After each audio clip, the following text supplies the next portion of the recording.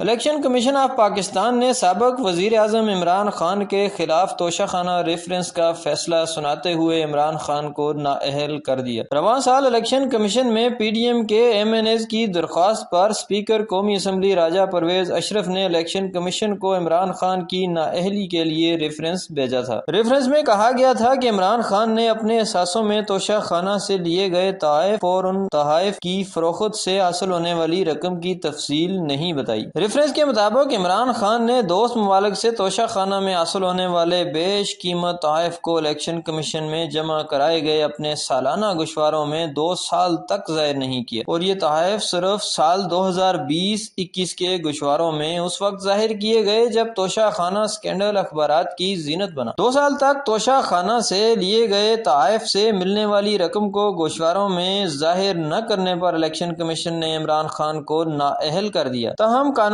کے ماہرین کا کہنا ہے کہ کسی بھی رکن اسمبلی کی نااہلی کے لیے ضروری ہے کہ کوئی عدالت یہ قرار دے کہ فلاں رکن اسمبلی صادق اور امین نہیں رہا، لہٰذا اسے نااہل کیا جائے۔ الیکشن کمیشن عدالت نہیں ہے، اس لیے الیکشن کمیشن خود سے کسی بھی رکن اسمبلی کو نااہل نہیں کر سکتا جب تک کہ کوئی عدالت اسے حکم نہ دے۔ یہ کیس تو تھا ان تحائف کا جو عمران خان نے توشہ خانہ سے آئین اور قانون کے مطابق لیے تھے، صرف 2 سال گوشواروں میں ظاہر نہیں کیے تھے۔ اب بات کرتے ہیں سابقہ حکمرانوں کی جنہوں نے توشہ خانہ سے وہ چیزیں بھی کوڑیوں کے دام خریدی ہیں یا ان پر زبردستی قبضہ کیا ہے جو آئین اور قانون کے مطابق توشہ خانہ سے خریدی ہی نہیں جا سکتی۔ اس وقت احتساب عدالت میں سابق وزیر اعظم نواز شریف، یوسف رضا گیلانی اور سابق صدر آصف علی زرداری کے خلاف توشہ خانہ ریفرنس زیر سماعت ہیں۔ اس کیس میں گزشتہ سال مئی میں احتساب عدالت نے پیش نہ ہونے پر سابق وزیر اعظم نواز شریف کے وارنٹ گرفتاری بھی جاری کیے تھے، جبکہ سابق صدر آصف علی زرداری اور سابق وزیر اعظم یوسف رضا گیلانی کو کئی بار طلب کیا گیا۔ توشہ خانہ ریفرنس کی سماعت کے دوران عدالت نے سابق صدر آصف علی زرداری اور نواز شریف کو پاکستان کے سرکاری توشہ خانہ سے گاڑیاں لینے جبکہ یوسف رضا گیلانی کو گاڑیاں دینے کے الزام میں طلب کیا تھا۔ نیب نے عدالت کو بتایا کہ آصف زرداری اور نواز شریف نے اس وقت کے وزیر اعظم یوسف رضا گیلانی سے غیر قانونی طور پر گاڑیاں حاصل کیں۔ قانون کے مطابق سربراہان کو تحفے میں ملنے والی گاڑیاں توشہ خانہ میں جمع کروانا ہوتی ہیں، انہیں کوئی بھی خرید یا بیچ نہیں سکتا۔ نیب کے مطابق سن 2008 میں اس وقت کے وزیر اعظم یوسف رضا گیلانی نے قواعد میں ترمیم کرتے ہوئے صرف 15% رقم کی ادائیگی کر کے یہ گاڑیاں آصف زرداری اور نواز شریف کو دینے کی منظوری دی۔ نیب کے مطابق آصف زرداری نے گاڑیوں کی کل مالیت کی صرف 15% ادائیگی جیلی اکاؤنٹس کے ذریعے کی۔ آصف زرداری کو بطور صدر لیبیا اور UAE سے بھی گاڑیاں تحفے میں ملی تھی۔ نیب کے مطابق ان نئے ماڈلز کی گاڑیوں کی اصل قیمت 6 کروڑ تھی جو صرف 90 لاکھ کی ادائیگی پر آصف زرداری کے نام کر دی گئی۔ سابق وزیر اعظم کے متعلق نیب نے بتایا کہ نواز شریف 2008 میں کسی بھی عہدے پر نہیں تھے۔ نواز شریف کو 2008 میں بغیر کوئی درخواست دیے توشہ خانہ سے